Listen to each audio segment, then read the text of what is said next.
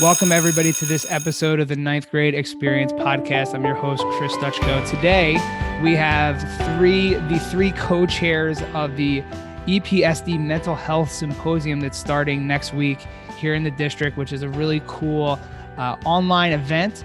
And they're here to talk to us today about all the different things going on. There's a lot of different sessions, asynchronous sessions, sections you can go to live. So lots of good stuff here, touching on a topic that we've discussed earlier in the season in the podcast, which is student mental health. And we actually just talked a little bit about that on our last episode about getting out in the snow and kind of dealing with all this stuff here at the beginning of the second semester. So we've been touching on this topic a whole lot. So our three people here today. So for her return visit, she was actually part of a two-parter earlier in the season. So I don't know if we're going to call this her third visit or her second. It's Mrs. Cignarella. She's our school psychologist here at Emmaus High School. We have Amy Williams, who is the community and school representative here at Emmaus High School as well. And then we have Lisa Shirvinski, at school counselor from LMMS. So if you came from LMMS and you're listening to this and you're a current ninth grader, you might recognize her voice and her image here on the video as well. So thanks a lot for joining us, everybody. Thanks, Mr. Stechko, for having us. Thank you. Yeah, thank you.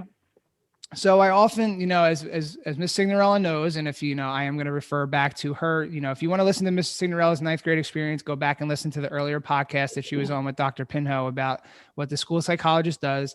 We were rehashing, if you remember, if you listened to that episode, she was telling the story about the cream cheese in the hair. She's not going to go back into that story again, but it still haunts her every day, she says, but maybe not. So she's off the hook today, but for our two new people, we always ask our guests to talk about their ninth grade experience. And I always tell the adults, you don't have to mention the year that you were in ninth grade, and you don't have to mention the school if you don't want to incriminate yourself in any way.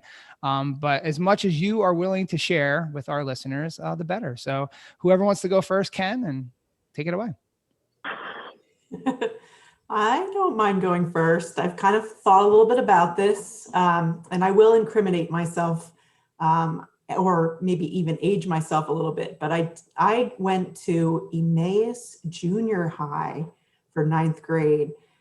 So I was the high man on the totem pole in ninth grade instead of just starting in high school. So I was grateful for that. One of the things that I remember most about high school was this is when I started when I got into sports, and I tried out for the volleyball team. I didn't make the team, but I was invited to come back and practice and manage the team, and was able to make it the following years after that. But it taught me about perseverance and, just working hard at something to accomplish my goals. So that was definitely a highlight of my ninth grade year.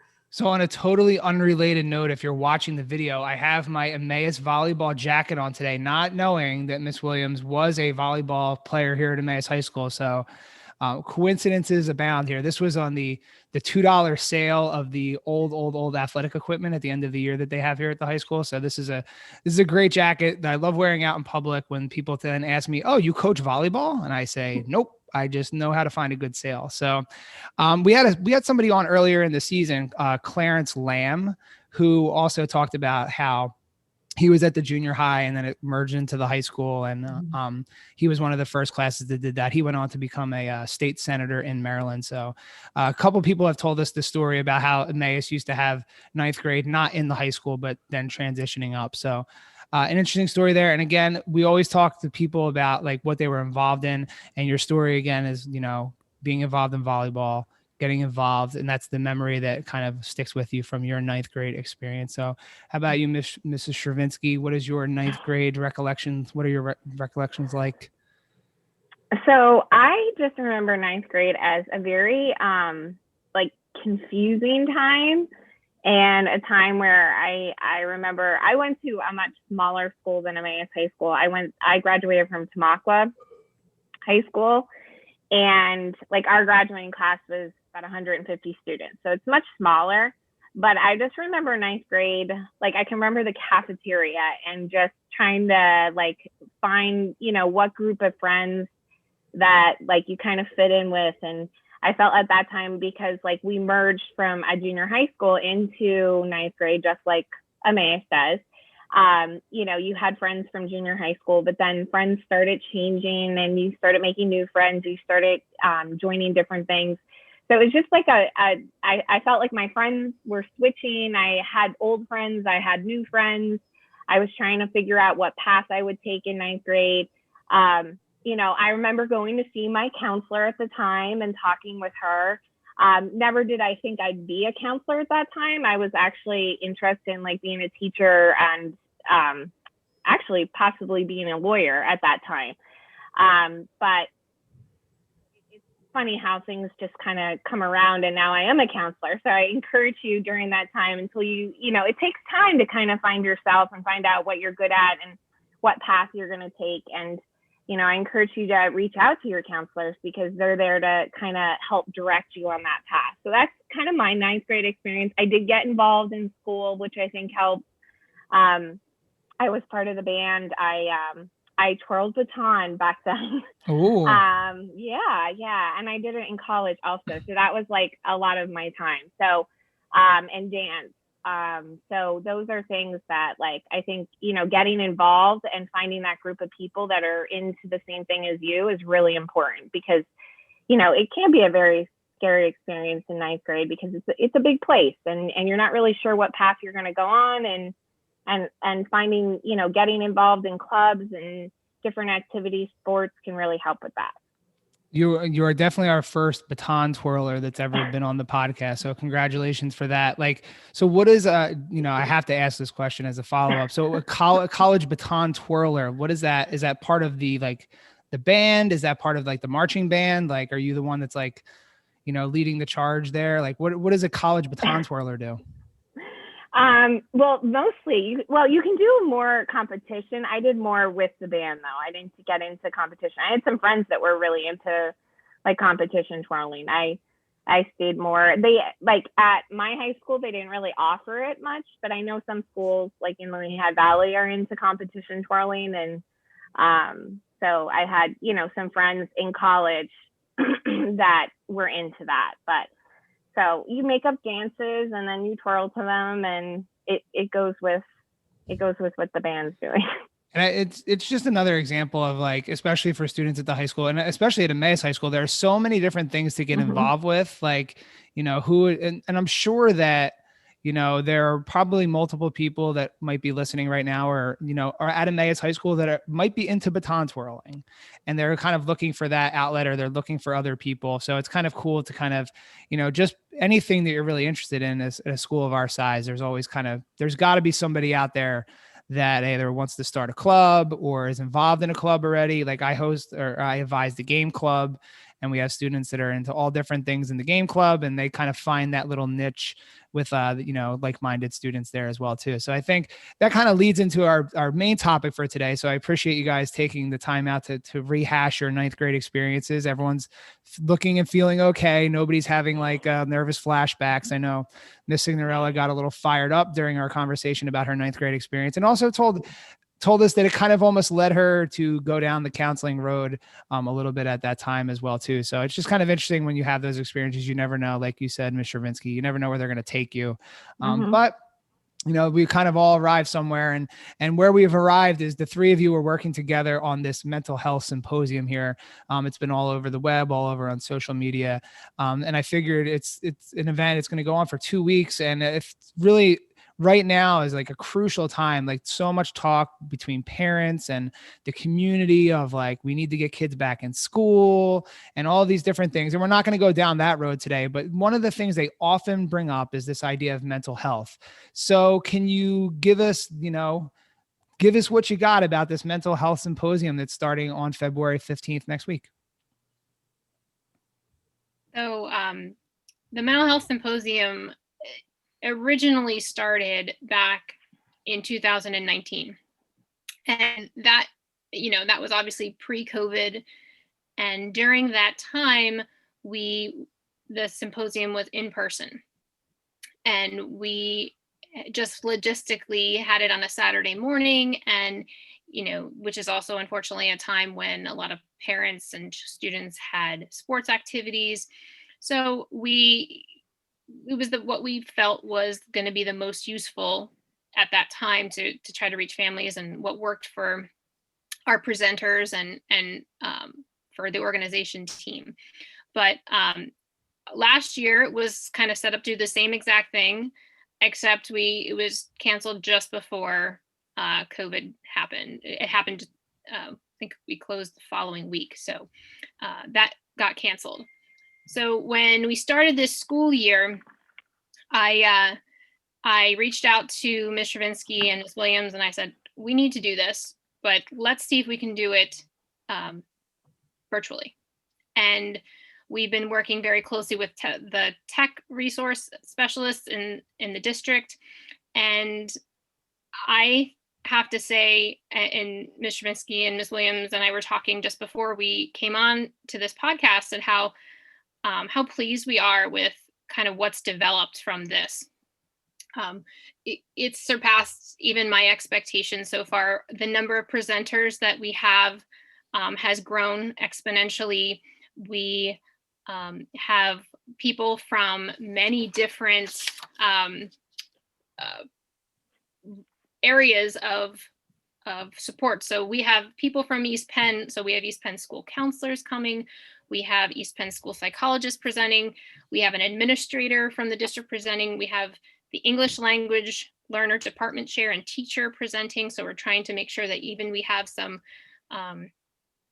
Spanish resources. On our website, we actually have the main page, and then we also have the entire main page is also translated into Spanish for our Spanish speaking families. We also have many different community members, and a lot of credit I give to Communities in Schools. So thank you, Ms. Williams. And the community agencies that we've been able to connect to bring them on board for this. We have the National Alliance on Mental Illness, Lehigh Valley, so NAMI LV, the Karen Foundation, the Center for Humanistic Change, Valley Youth House, Crime Victims Council, and we also have representatives from our intermediate unit, the Carbon Lehigh Intermediate Unit. We've been able to bring on, sorry, did I forget one? LVHN as well. Yes, we have a representative she's actually the director of the school-based mental health initiative from Lehigh Valley Health Network, which we're really excited to have her. We also have two professors from local colleges and universities. We have Dr. Erica Bagley from Muhlenberg College that will be joining us, and Dr. George DePaul, who's going to be participating in one of the mini panel discussions on mental health disorders and trends, and he's from Lehigh University. So a wide range of resources and professionals from all different areas, and all from within our community. So lots to kind of talk about in that one. There's so many different people. Like I didn't know, I counted on February 9th that there were 21 different presenters. So I might be off in my numbers, but I think I counted 21 different ones. It's up from 13 from last year, if I counted that number correctly. So I think it's growing, like you said. Is there anything like this, like any other schools in the Lehigh Valley that are doing something like this? I feel like this is really a unique thing here that East Penn's trying to offer. And, you have so many different outside organizations coming in and different local colleges and all these different experts in the field. It seems like, this is like set up like one of these like big fancy conferences here, and you're basically getting a big fancy conference like delivered to your computer for free. So is there anybody else in the Lehigh Valley doing something like this? Not that I'm aware of. Yeah. So it's just really unique that like East Penn's taken on this initiative, and it's grown, like Ms. Cignarella was saying, over the last couple of years, from a couple of years ago in 2019, and then not having it last year to where it is now. So because it says on your website that this is mostly geared towards parents and families. So for the students that are listening, you're going to have to kind of get your parents on board, kind of listen to this stuff. But it's also, really important for everyone to kind of hear these things. So I'm not asking you to pick a favorite or a most important one. There's so many different topics. But can you just give the people listening a little taste of some of the different topics that will be discussed in some of these, and kind of how they were chosen? Because there's so many different aspects of mental health affecting, because it's for students in all grade levels from K to 12. So it's not just based for ninth graders, even though we're doing our ninth grade show here today, and we'll talk slightly about that if there's anything geared for that group. But like, what are some of the areas, and how did you guys arrive at those choices? So whoever wants to take that here, they're playing nice on Zoom. Everyone's unmuted, but then the question, and if you can't see it if you're listening, but they all start like kind of looking, but you can't really look at each other. So they're all waiting for somebody to jump in. So I don't know if I need to call on somebody, because they're all so good at Zoom etiquette, but whoever wants to jump in can talk. I think the one presentation that sticks out for me is family conflict and communication. Provided by Valley Youth House. I think with COVID-19 and all of us being stuck in home with all of our family members, it's really easy to kind of get caught up in, our arguments with one another, and we don't have our opportunity to go out and be doing our own thing. We're kind of stuck together. And so I think it's really important, to kind of talk about ways that we can kind of manage these situations and work through our frustrations and our worries, rather than just fighting with one another. And is that session, and we'll kind of touch, there's going to be like two methods of presentation. One is going to be like, you can just go on and watch all the videos at one point, and then there's going to be live panels. Is the one that you just referenced, is that going to be one of the ones that you can watch on demand? Yes, they'll be able to watch, and the facilitator will also be part of one of the mini panels in the second week. Okay.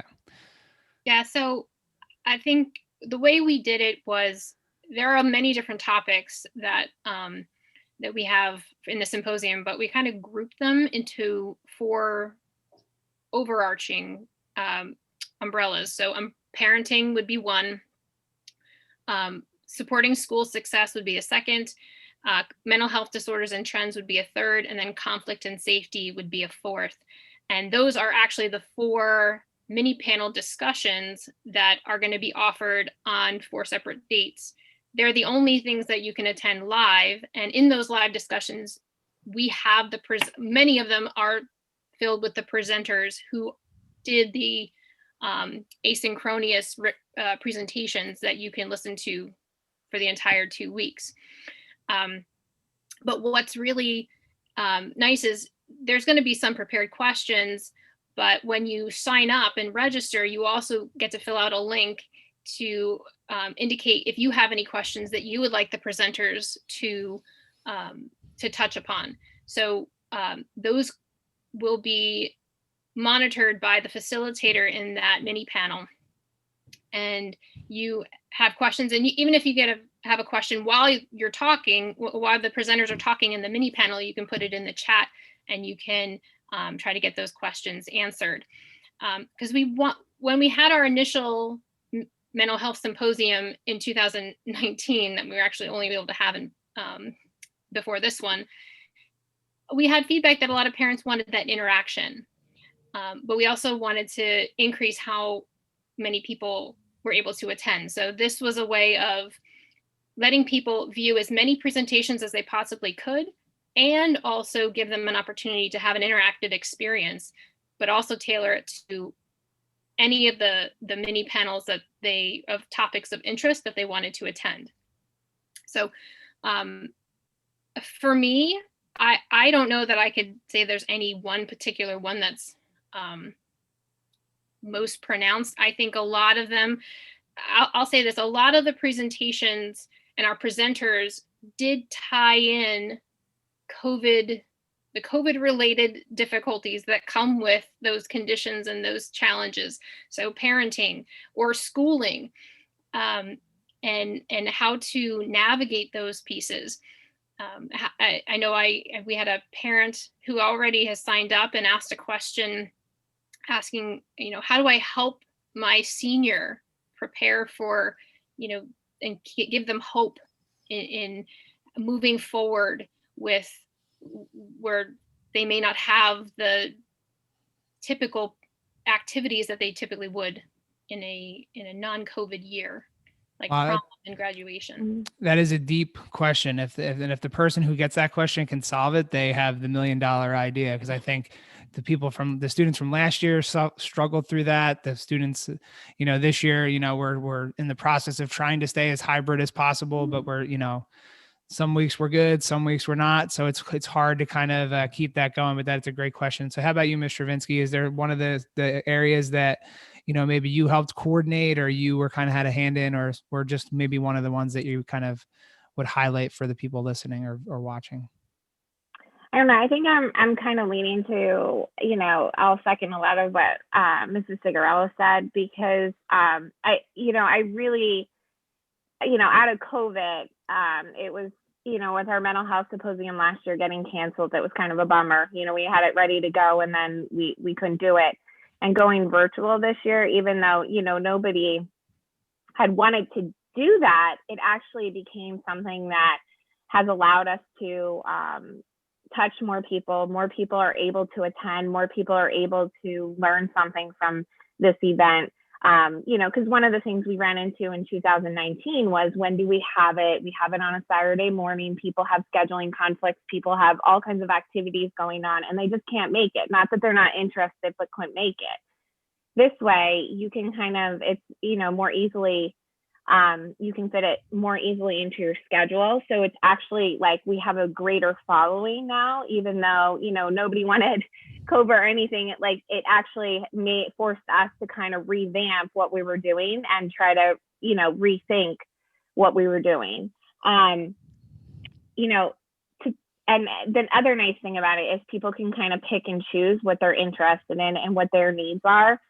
When we had the event in person, the problem we ran into is we had to limit people to the amount that they could choose. So the nice thing about this is you can, kind of pick and choose what your needs are and how they can be supported. I would say, there are so many great presentations. So to pick one, it's really, really difficult. But I will say there are a bunch of presentations that do incorporate different strategies and interests for the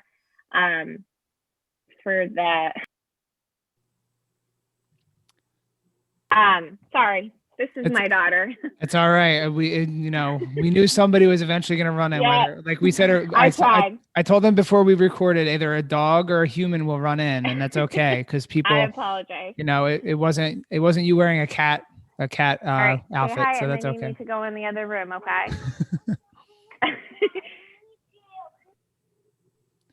And it's kind of an example here of what we talked about earlier, is just kind of dealing with all these different things, and, helping your students to deal with these things as well too.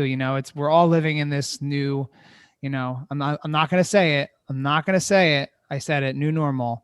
We're all dealing in this virtual world and the way that we're doing it right now. So, these are the things that happen. And when you're listening to your sessions, the asynchronous sessions, you can, if kids run in or dogs run in or husbands or wives run in or anybody runs in, you can just pause the video and not worry about missing any of the information there. So again, that's one of the cool little perks here of the way that the symposium's running this year. So we've kind of talked a little bit about the exact way to access all the different stuff here.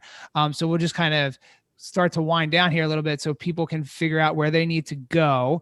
And kind of all the different logistics behind it. What I will tell you to do, and this is how I found my information out, is I just went to Google and I put in East Penn Mental Health Symposium, and the first link that came up was the link to the website through the school district to get you to where you need to go to. So if you're a parent listening or a student listening, or you want to just find out what's going on, or a community member, the easiest way to find it is to just go to Google and type that in. We're going to link in the show notes to the website as well, so you can find it as easier there too. But I think the people that got it together here, they want to explain a couple things, especially with signing up for the live synchronous presentations, because you do have to sign up in advance, because you have to get a link for those. You can't just kind of show up and do that. So if you want to, so we know starting on the 15th and going through the 28th, all of the asynchronous presentations will be available on the website, which will give you, it's sites.google.com. Ooh, I have it up still. sites.google.com/eastpennsd.org/ Virtua Mental Health Symposium 2021-home. And I know everyone that's listening right now just wrote that down and committed it to memory, but we'll have that link in the show notes for you. But so you can listen to those at any point. But somebody want to jump in and just tell people the week of February 22nd is when they're doing the days of live sessions. So Hal, if I'm listening and I watch the episodes or I watch all the different things the first week and I'm like, I really like that person, I want to hear them speak live, how do I do that? So you on the main website, when you click on the link, you can go at the top. One of the tabs that you can select is mini panel discussions. And on that page, you're going to see those 4 main topics that I talked about: the parenting, the supporting school success, mental health disorders and trends, and conflict and safety. And beneath each of those those main headings, is a link for you to register. And when you register, an email is going to email you directly your Zoom link information. So you can log in, you can sign up for one, you can sign up for all 4. It doesn't matter, whatever it is your interests are.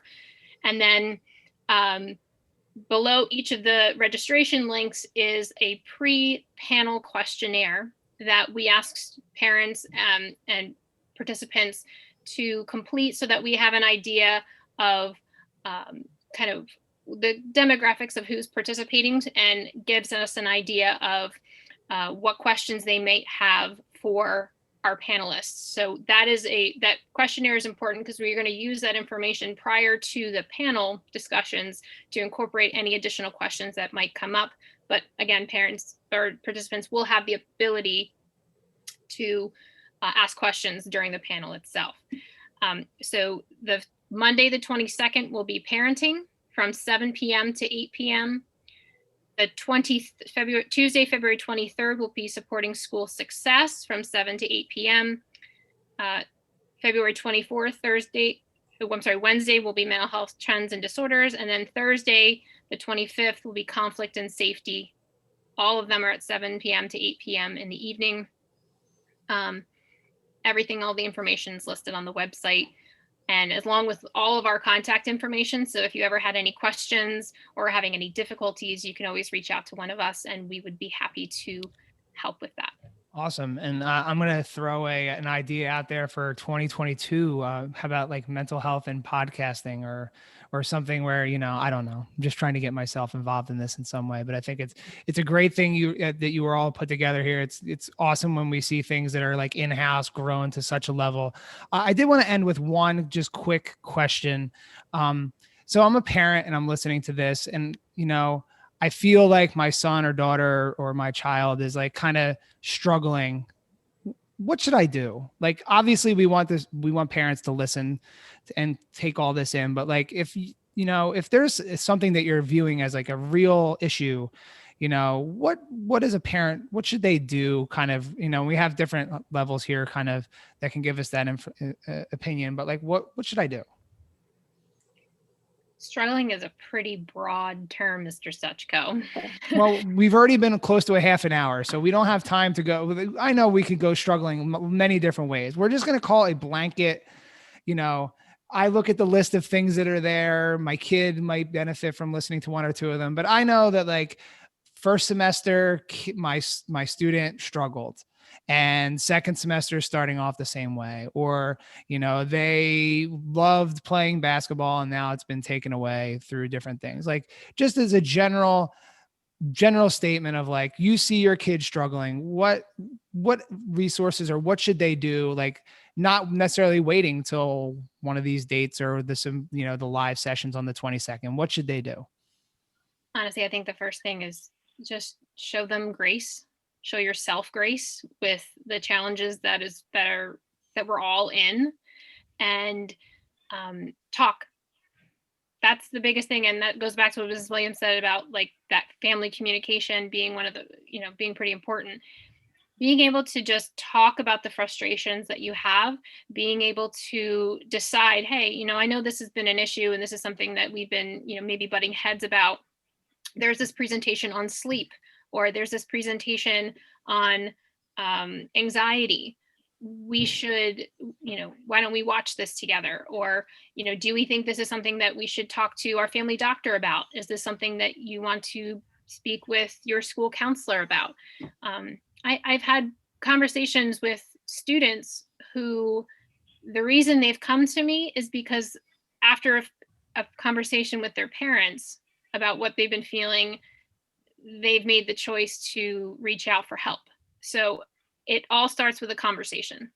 Mm-hmm. I would second, like, the relationship between a parent and a child is so important, so just work on building that relationship and spending time together. And once you have that relationship, you can have those tough conversations about, what the student is struggling with. And I do want to mention, like, on our website, there are summaries of each that were written by the presenters of each topic. So that could be, to narrow it down, because there are a lot of presentations, a lot of video recordings.